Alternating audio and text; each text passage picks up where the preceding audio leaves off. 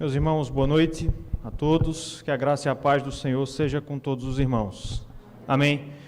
Que bom podermos estar aqui nessa noite do dia separado pelo Senhor, para o seu culto, para a celebração do seu nome, dia em que o nosso Senhor Jesus Cristo ressurgiu dentre os mortos, nos assegurando perfeita salvação. Meus irmãos, nós queremos frisar que o reverendo Fernando está em gozo de férias, e por isso não está entre nós durante essas próximas 3 semanas. Iniciou suas férias na última segunda-feira, e é por isso então que nós temos a responsabilidade, nós temos a missão de trazer a palavra do Senhor para os irmãos na noite de hoje. Meus irmãos, essa semana que se passou foi uma semana de notícias, foi uma semana de notícias importantes de que nós tomamos conhecimento, entre elas a proximidade aí da vacina, do coronavírus, cada vez mais próxima. Ficamos sabendo também, estamos acompanhando, os problemas seríssimos que a cidade de Manaus e o estado do Amazonas têm passado. E uma outra notícia que chegou ao nosso conhecimento nessa semana que se encerrou ontem foi o fato de que uma grande empresa, a produtora de automóveis, anunciou a sua retirada do nosso país. A Ford, ela anunciou, durante essa semana, não lembro o dia, que não mais produzirá carros aqui no Brasil. Acho que vai até o fim desse ano, 2021, e depois não mais produzirá. Eu estava lendo um pouco sobre essa notícia e não pude deixar de notar que a justificativa dada pela empresa é a falta de demanda na produção dos seus carros. E lendo um pouco sobre isso, eu descobri que esse problema que a empresa Ford tem enfrentado e que levou à tomada dessa decisão de ela se retirar do país, está dentro de um contexto maior da queda de vendas no setor automobilístico. Eu li algo aí em torno de 26% nos últimos anos, uma queda vertiginosa de mais de 1/4. E, meus irmãos, essa é uma lei que domina o domínio econômico, que vigora no domínio econômico. A oferta, ela é guiada pela demanda. Se não houver demanda, se não houver procura de um determinado produto ou de um serviço, não haverá sua oferta. Isso é uma lei muito natural no domínio econômico. E, meus irmãos, a Escritura nos ensina que no campo espiritual funciona também desta maneira.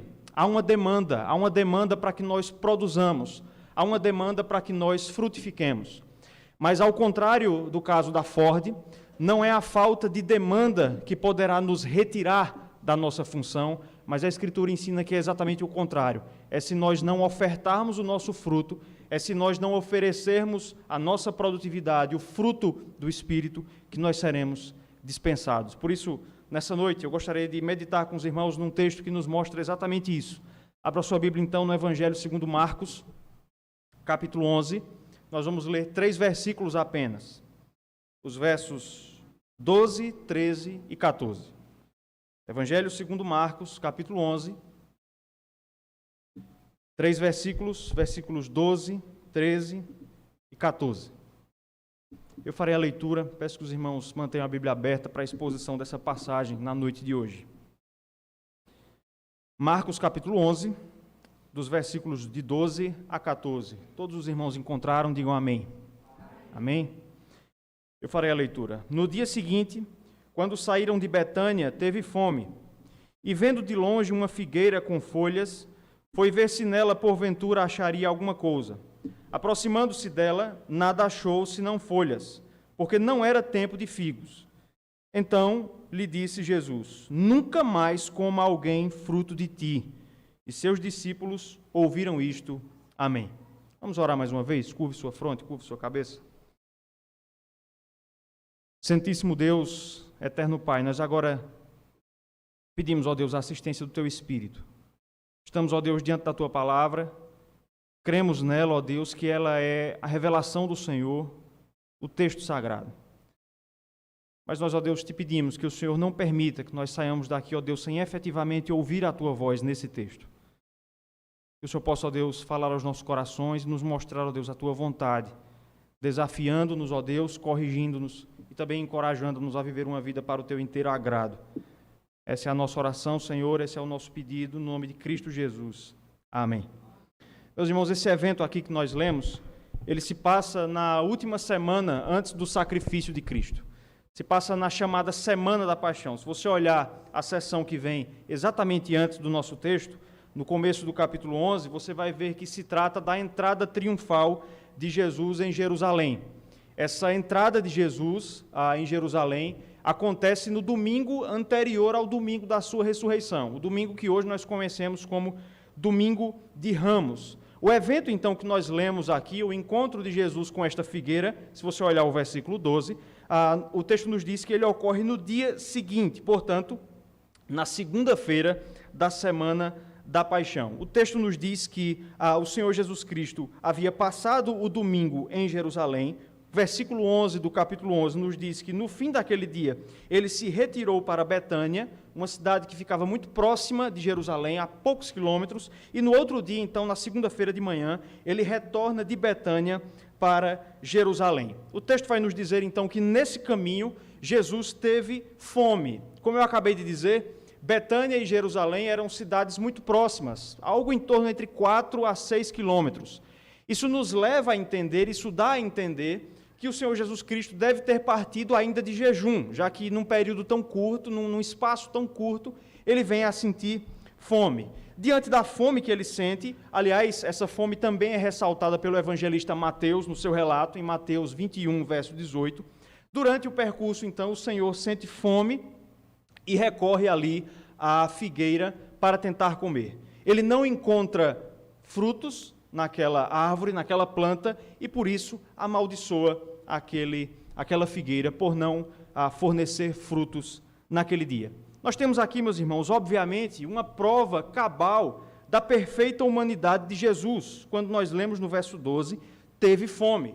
Jesus, como perfeito homem e participante das limitações da natureza humana, teve fome, precisou se alimentar. Aqui nós temos uma prova da sua perfeita humanidade, ele como 100% e inteiramente homem. Entretanto, meus irmãos, é salutar, é importante que nós entendamos que esta passagem, em que pese e ateste a humanidade de Jesus e o seu estado de humilhação, já que ele precisou se alimentar, é importante que nós entendamos que essa passagem ela não pode ser entendida apenas pelo prisma da fome de Cristo. Essa passagem não pode ser corretamente entendida se nós a enxergarmos apenas diante do fato de que Jesus teve fome. Porque se nós interpretarmos essa passagem apenas levando em consideração isso, que Jesus teve fome e precisou comer, nós vamos ter alguns problemas. Porque a atitude que Jesus toma aqui, ela é, no mínimo, pelo menos a um primeiro momento, duvidosa. Ela é difícil de justificar. Por que Jesus amaldiçoa uma figueira, uma planta, simplesmente porque ela não tinha frutos? Vejam, será que Jesus não podia buscar a próxima árvore no caminho, à beira do caminho? Ou já que Jerusalém era tão perto, será que ele não podia esperar para chegar em Jerusalém e lá ele se alimentaria? Por que é que Jesus tem uma atitude tão drástica, tão severa com aquela planta? Esse problema, meus irmãos, ele se torna ainda mais grave diante da informação do versículo 13. O próprio evangelista Marcos nos diz que não era tempo de figos. Não era tempo de aquela árvore dar figos, aquela figueira. Como é que Jesus procura fruto numa árvore, não sendo tempo dessa árvore dar frutos, e mesmo assim a amaldiçoa? Tudo isso nos mostra, meus irmãos, que nós precisamos olhar para esse texto, sim, reconhecendo a humanidade de Jesus, aqui perfeitamente descrita, mas entendendo que a passagem se dá num contexto maior. Que apesar dessa passagem mostrar Jesus comendo como perfeito homem, o objetivo do Senhor era mais do que isso. E o evangelista Marcos, ele coloca esse evento, esses 3 versículos no seu evangelho, não simplesmente para que nós entendamos que Jesus era homem, mas porque Cristo queria mostrar alguma coisa com esse evento. E o próprio evangelista Marcos, ele nos dá 2 pistas disso, de que esse evento tem algo a mais para nos mostrar. A primeira delas está no versículo 11 do capítulo 11. Eu vou ler esse versículo. Lembre-se, até o versículo 11 nós temos descrito aqui o domingo anterior à ressurreição de Jesus. E quando entrou em Jerusalém, isso aqui é logo após aquela entrada triunfal, e quando entrou em Jerusalém, Jesus, no templo, tendo observado tudo, como fosse já tarde, saiu para Betânia com os 12. Então vejam que Marcos nos dá a informação de que um dia antes do encontro de Jesus com a figueira, Jesus entrou no templo, estava em Jerusalém, entrou no templo e ele ficou literalmente quase que o dia inteiro observando o templo. Tanto é que ele só se retira do templo quando já era tarde. Provavelmente essa referência a ser tarde diz respeito ao horário em que os serviços do templo cessavam e que os sacerdotes fechavam o templo para quem estava ali. Jesus então passa o dia inteiro observando os eventos que ocorriam dentro do templo. Uma segunda nota que Marcos nos dá está no versículo 14, já no finalzinho do verso 14, quando ele diz: "E seus discípulos, os discípulos de Cristo, ouviram isto." Então, essas duas partículas nos mostram que esse evento do encontro de Jesus com a figueira, esse episódio queria narrar algo maior, algo que estava relacionado à experiência de Cristo em Jerusalém, um dia antes, no domingo, e ao fato de que seus discípulos estavam presentes com ele. A Bíblia não diz, meus irmãos, mas a gente pode imaginar um pouco da cena que Marcos está pintando para nós aqui.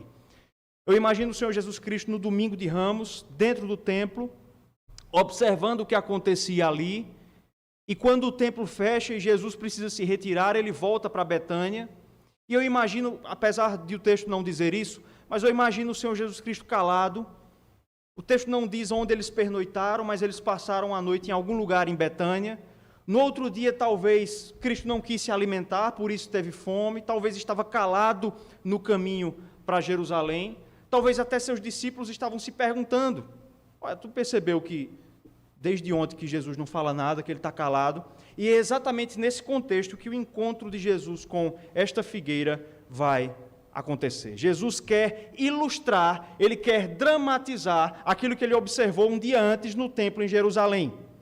Como é que nós entendemos então o que Cristo quer mostrar com esse encontro? Nós precisamos fazer, meus irmãos, 3 perguntas ao texto.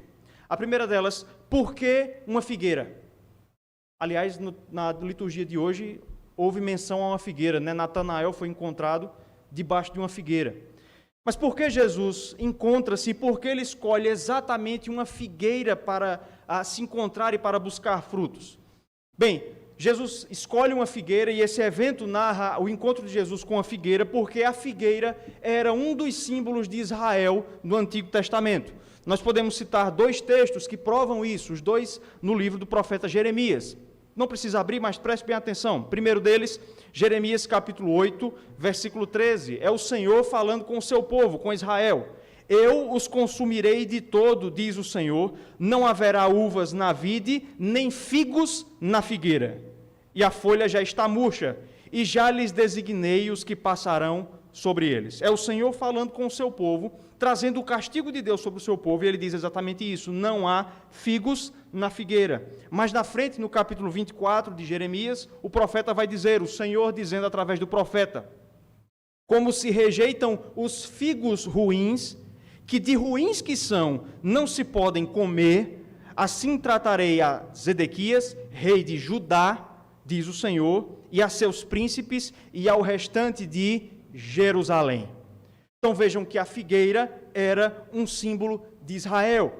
O encontro de Jesus com a figueira, portanto, é o Senhor dramatizando, mostrando através desse evento dramático a situação de Israel naqueles dias. Essa é uma primeira pergunta que nós temos que fazer ao texto. Por que uma figueira? Porque a figueira no texto representa Israel.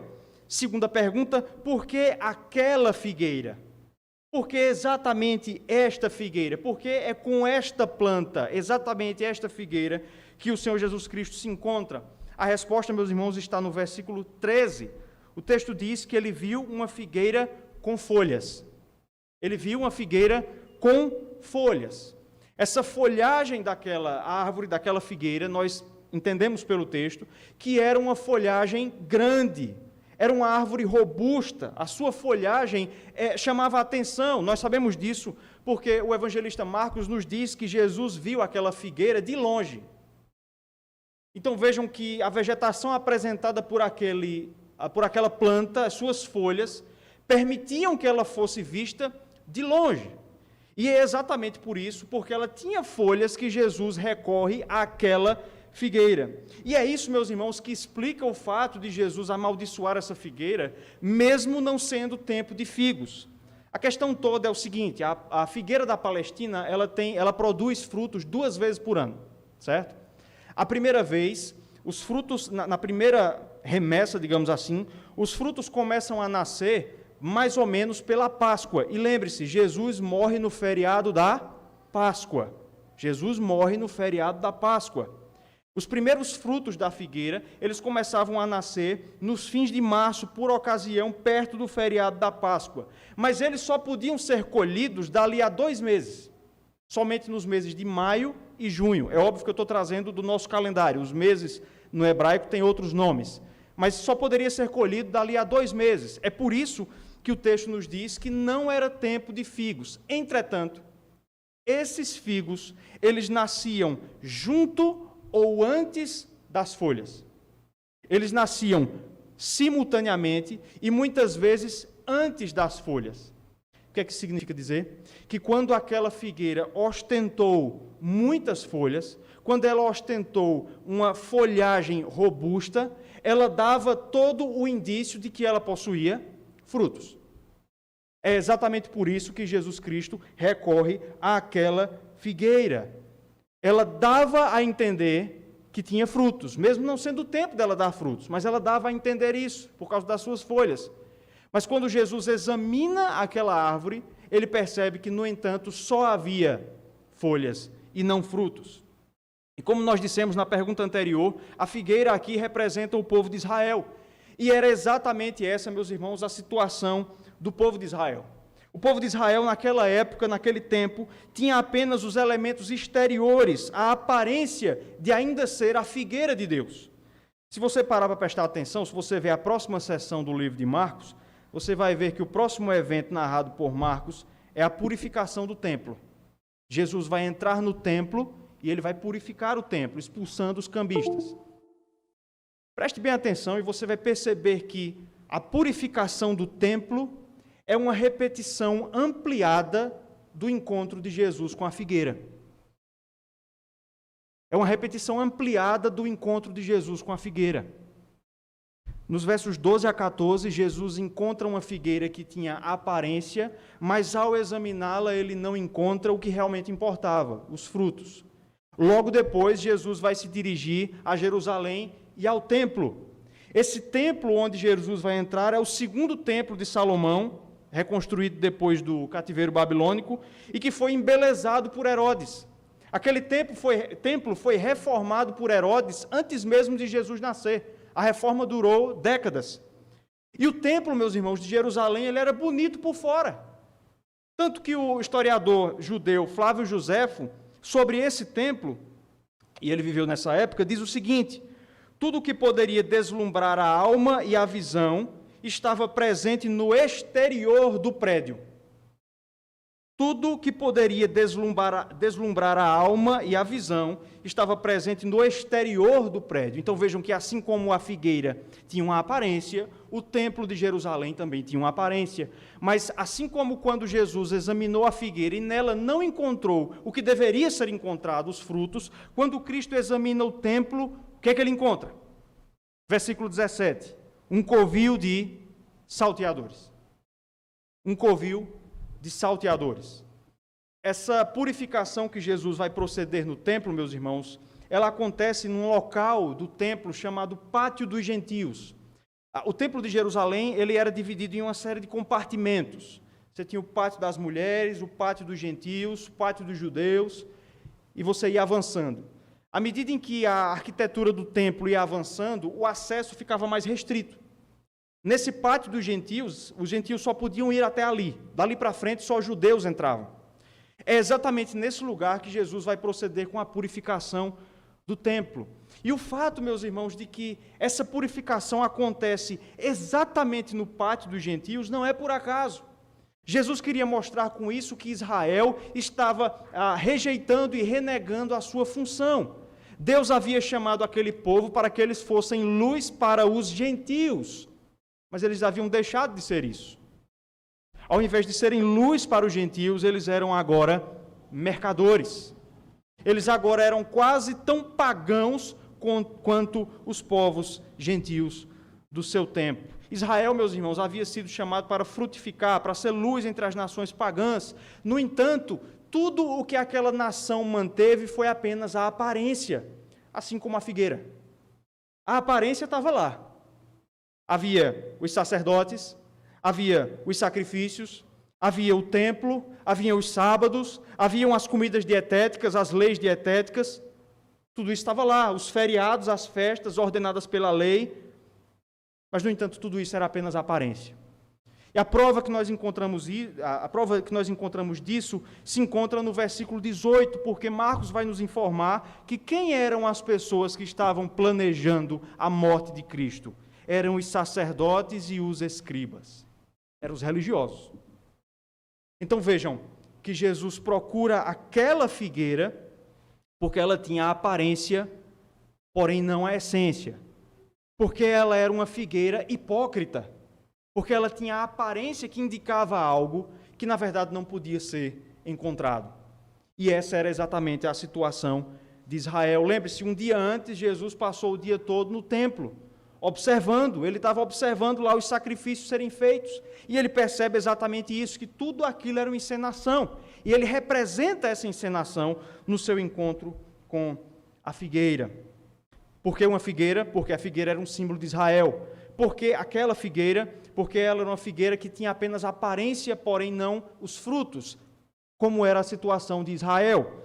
Terceira pergunta que nós temos que fazer ao texto: por que Jesus profere um julgamento tão severo sobre aquela figueira? Por que é que Jesus diz no verso 14: nunca mais coma alguém fruto de ti? Por que é que o juízo, o castigo do Senhor é tão severo? A resposta é, meus irmãos, porque Cristo, o agricultor, já tinha tido muita paciência com a figueira. Ele já havia sido paciente com o povo de Israel. Abra sua Bíblia agora no Evangelho de Lucas, capítulo 13. Evangelho de Lucas, capítulo 13, versículos de 6 a 9. Lucas 13, de 6 a 9.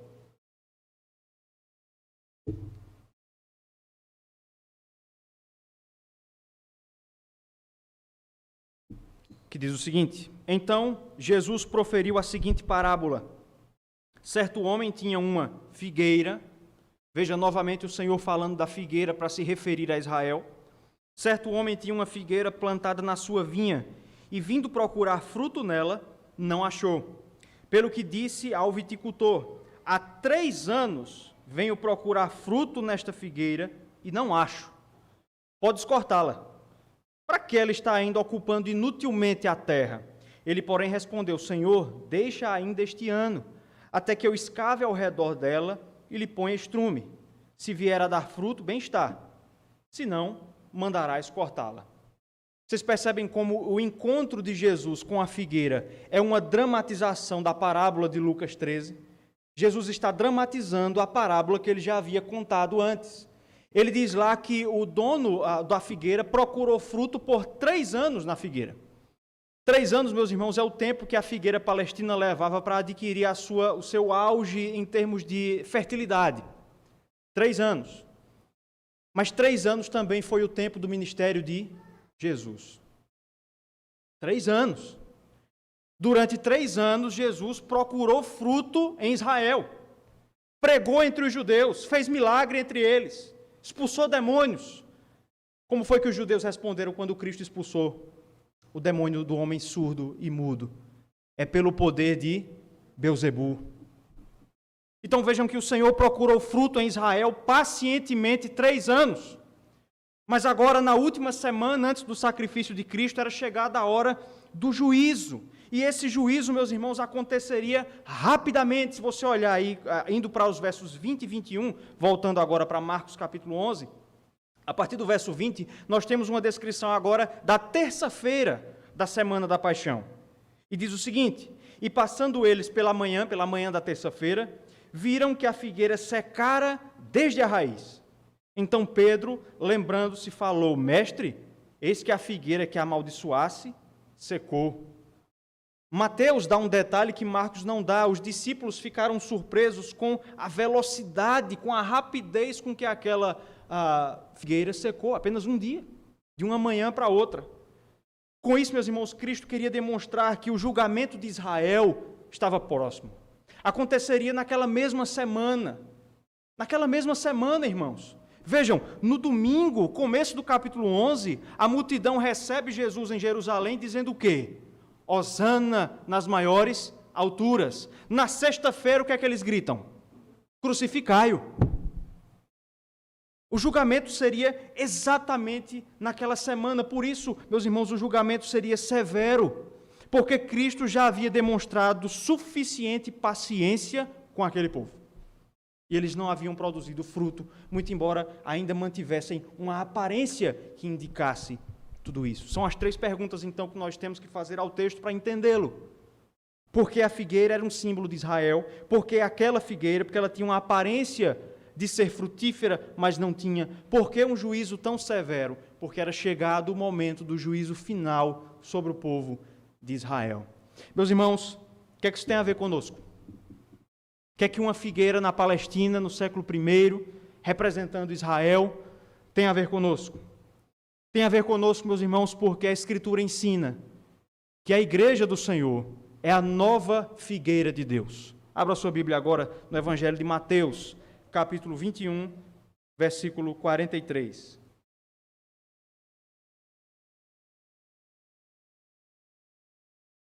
Mateus, capítulo 21, verso 43. Vamos ler todos juntos? Todos a uma só voz esse versículo. Mateus 21, 43. Vamos lá?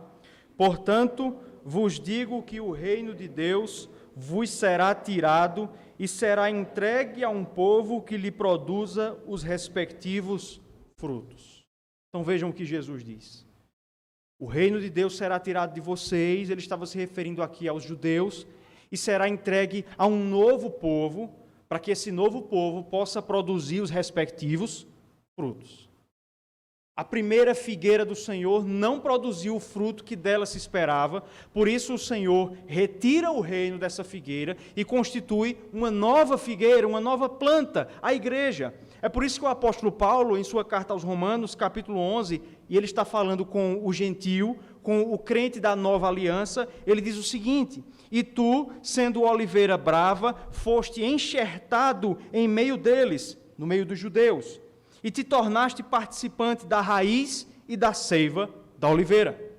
Então vejam que a igreja do Novo Testamento, nós, os crentes, somos a nova figueira de Deus. Dessa maneira, meus irmãos, nós precisamos entender que o chamado que foi feito a Israel é o mesmo chamado que é feito para nós hoje. Frutificarmos para a glória do único Deus. E o risco que Israel correu é o risco que a igreja corre hoje, de assim como os judeus, assim como os israelitas, nós ostentarmos uma aparência cristã, mas não apresentarmos os frutos que devem advir dessa confissão. Estão seguindo o raciocínio? O risco é o mesmo, irmãos. É que nós, como figueira do Senhor, como igreja de Deus, tenhamos a aparência disso, mas não apresentemos os frutos que devem advir dessa confissão. É interessante, meus irmãos, perceber que os ímpios, os descrentes, meus irmãos, eles são descritos como árvores infrutíferas. Carta de Judas, versículo 12, só tem um capítulo, Judas, versículo 12, diz o seguinte: estes homens, está falando dos ímpios, estes homens são árvores em plena estação dos frutos. Vejam, a figueira não estava no tempo dos frutos. Mas Judas diz, esses homens são árvores em plena estação dos frutos, porém destes, desprovidas, duplamente mortas, desarraigadas. Então vejam que os ímpios na Escritura é que são descritos como árvores infrutíferas.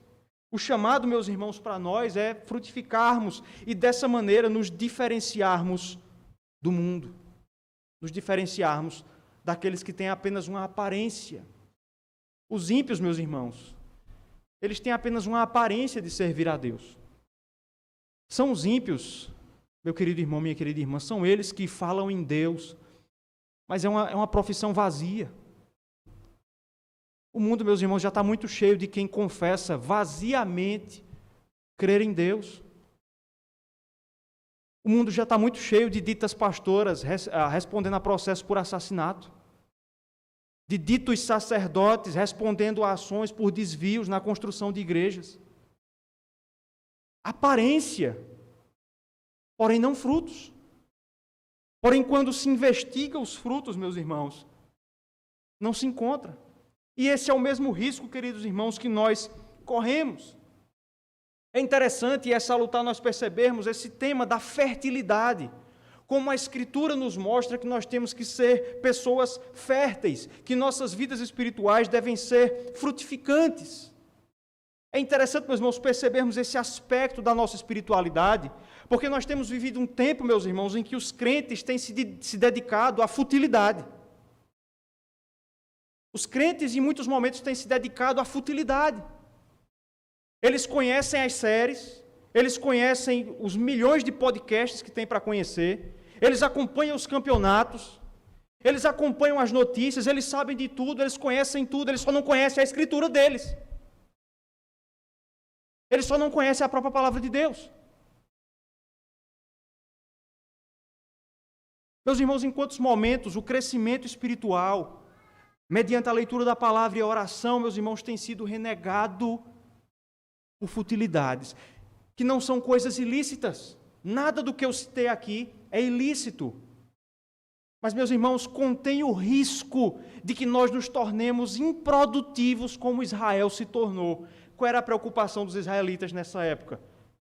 Se Jesus ia lutar contra Roma ou não, os impostos, eram essas as preocupações. Quais são as preocupações dos crentes hoje em dia? Coisas não muito diferentes disso. Meus irmãos, a aplicação que nós fazemos disso é também não apenas individual, mas também coletiva. O risco, meus irmãos, a respeito do qual Cristo está falando aqui, aplicado a nós enquanto igreja, e especialmente igreja local, é de que nós não sejamos uma igreja de simples aparências. Vejam, uma igreja pintada, uma igreja com televisão, com câmeras em HD, com som estéreo, uma igreja com instalações atualizadas, fazendo reformas, uma igreja climatizada. E percebam que, novamente, nada disso do que eu estou citando são coisas ruins. Jesus não critica aquela figueira porque ela tinha folhas. Ele critica aquela figueira porque ela tinha apenas folhas. Todas essas coisas que eu citei são coisas boas, lícitas e que podem e que devem ser buscadas por nós enquanto igreja. Mas no dia, meus irmãos, em que isso se tornar o carro-chefe, o cartão de visita, e não a piedade, e não a doutrina, nós nos tornamos como Israel. Nós nos tornamos como o povo daquele tempo. Quando é que nós incorremos, meus irmãos, no erro de Israel? A resposta é, nós erramos como Israel errou, quando a semelhança daqueles judeus, dos judeus dos dias de Jesus, nós rejeitamos os instrumentos que são dados por Deus para sermos um testemunho ao mundo e substituímos esses instrumentos pelo nosso interesse terreno. Nós pecamos dessa forma quando nós rejeitamos aquilo que Deus deu à sua igreja para testemunhar dele e substituímos isso por outras coisas. Foi o que Israel fez. O templo era para ser um lembrete, um monumento da fé verdadeira para os povos que não conheciam o Senhor. Havia se tornado casa de comércio. E, meus irmãos, em muitos momentos nós temos feito isso. Deixe-me trazer 2 exemplos, 2 aplicações caminhando para o final. A primeira delas, meus irmãos, a Escritura ensina, e de maneira muito especial, nossos símbolos de fé ensinam, que Deus dotou a semana de 7 dias. 6 dos quais são dedicados ao trabalho, aos negócios dessa vida. 6 dos quais Deus reservou para que nós ganhemos o pão, para que nós granjeemos o pão. Mas apenas um desses dias, apenas um, Deus requer para o seu culto. Deus requer para o culto público, para o culto particular, familiar e para as obras de necessidade e de misericórdia. Meus irmãos, o domingo que nós estamos terminando, É uma dádiva dada pelo Senhor como testemunho aos gentios, aos descrentes, irmãos. O domingo lembra o homem descrente de que nem só de pão viverá o homem. O domingo lembra ao homem que não conhece ao Senhor que a vida é mais do que buscar o pão, que a vida é mais do que resolver os negócios ordinários da segunda ao sábado. O domingo é o dia em que Deus invade o nosso cronograma e preenche o nosso dia. Mas, meus irmãos, lamentavelmente, no Brasil, as eleições são no domingo. Nos Estados Unidos acontecem durante a semana, né? No Brasil, lamentavelmente, acontece no domingo. E eu não estou me referindo aqui ao ato de ir votar, querendo sugerir que isso é errado. Eu não estou dizendo isso, não é. Mas, meus irmãos, é triste perceber como durante as campanhas eleitorais o dia do Senhor é roubado.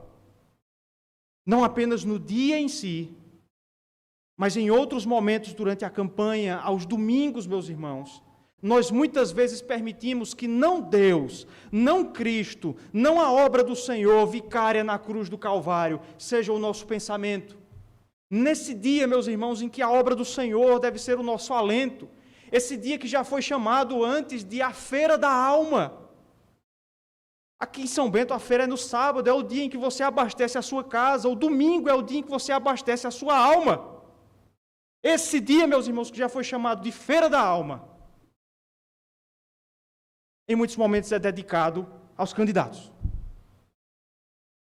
E são eles, e o resultado do que quer que seja, e seja ele quem for, que ocupam nossos pensamentos. Vejam, Deus nos deu um privilégio, e às vezes nós temos deturpado esse privilégio.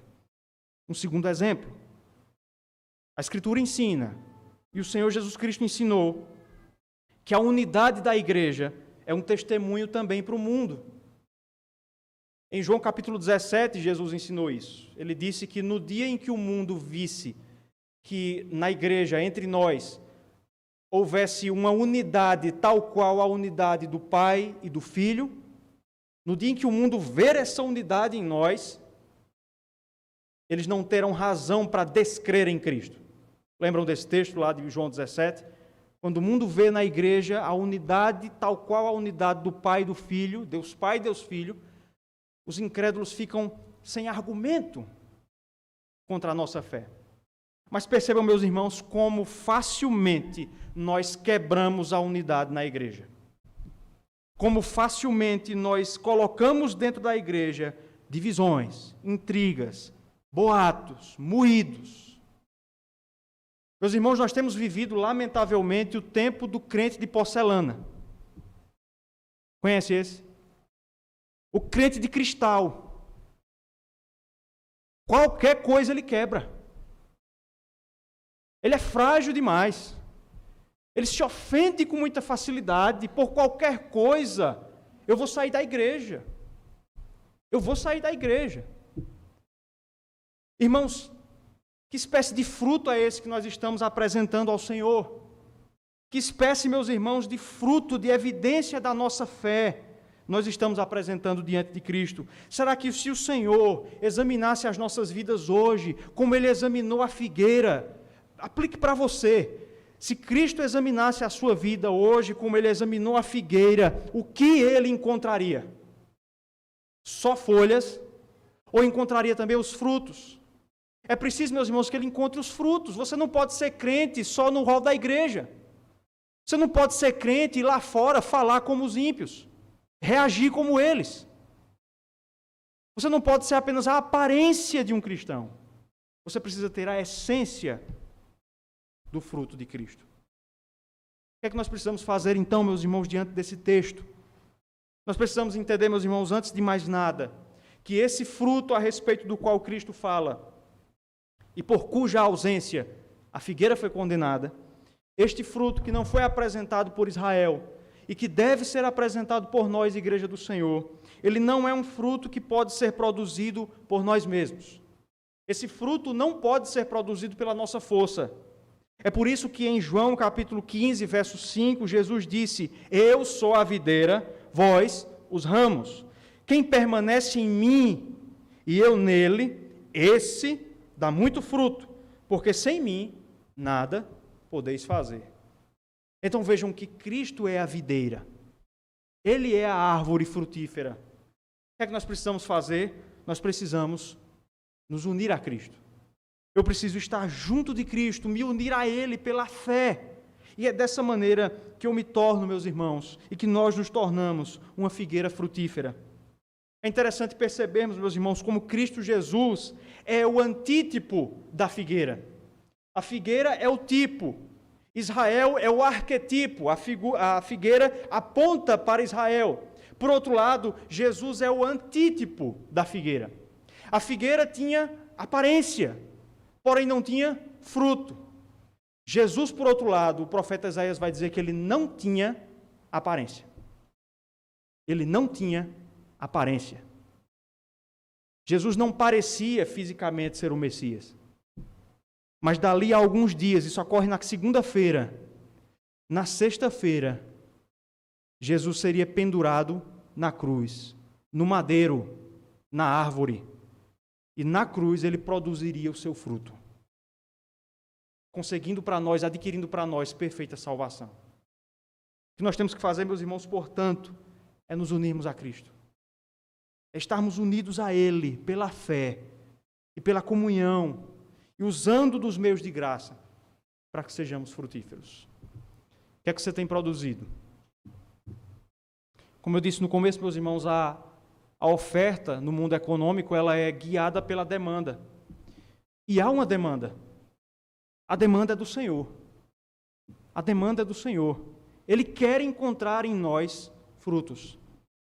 Ele quer encontrar em nós não apenas aparência, traquejo de crente. Ele quer encontrar em nós frutos.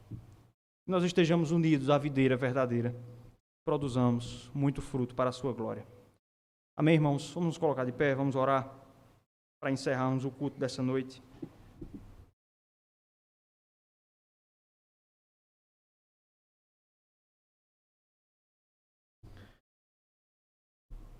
Oremos. Bendito Deus, eterno Pai. Louvado seja o Senhor pela Escritura Sagrada, pelo texto. E louvamos, ó Deus, também porque Teu Espírito, que inspirou o texto, Ele aplica aos nossos corações. Ele aplica às nossas vidas. Ó Deus, a nossa oração é que da forma como o Senhor esquadrinhou a figueira, ó Pai, que o Senhor esquadrinhe o nosso ser. Como diz o salmista do Salmo 139, ó Deus, que o Senhor veja se há em nós algum caminho mau. Mas a nossa súplica, Senhor, é que ao contrário da figueira, nós não sejamos reprovados pelo Senhor, mas sejamos, ó Deus, pela Tua graça, aprovados. Produz em nós, ó Deus, o fruto. Torna-nos, ó Deus, mais do que simples aparência. Se temos, ó Deus, sido isso, pedimos perdão. E pedimos a Tua ação, ó Deus, miraculosa e sobrenatural sobre nossas vidas. Para a Tua honra, ó Deus, para a Tua glória. Para que esta igreja, ó Deus, seja baluarte e coluna e baluarte da verdade, como diz a Tua palavra. Essa é, ó Deus, a nossa oração, o nosso pedido, no nome de Jesus. Amém.